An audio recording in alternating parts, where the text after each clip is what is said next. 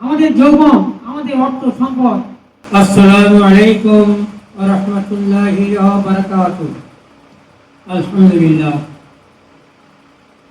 মহান আল্লাহর দরবারে লাখো কোটি শুকরিয়া যে আল্লাহ সুবহানাহু ওয়া তাআলা আমাদেরকে কিছুক্ষণের জন্য একটা ছোট্ট মজলিসে সেই মহান আল্লাহর কালাম থেকে কিছু কথা বলা এবং শোনার তৌফিক আল্লাহ দিয়েছেন। আমরা সবাই বলি আলহামদুলিল্লাহ, আলহামদুলিল্লাহ রাব্বিল আলামিন।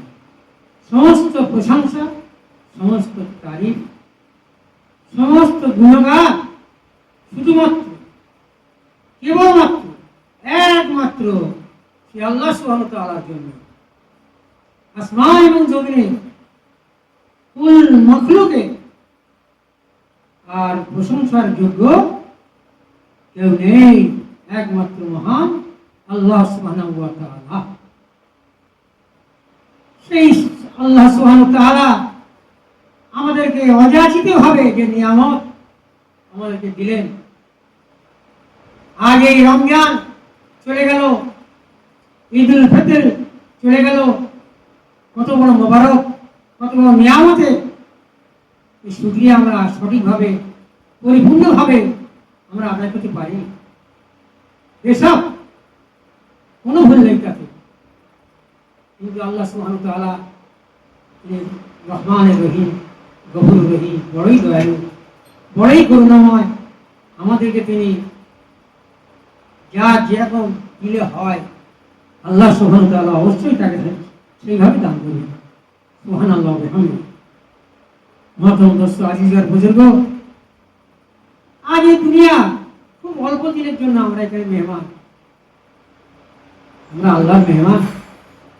এই দুনিয়াতে আমরা এসেছি কিছু দিনের জন্য, সংক্ষিপ্ত জীবন, সীমিত জীবন।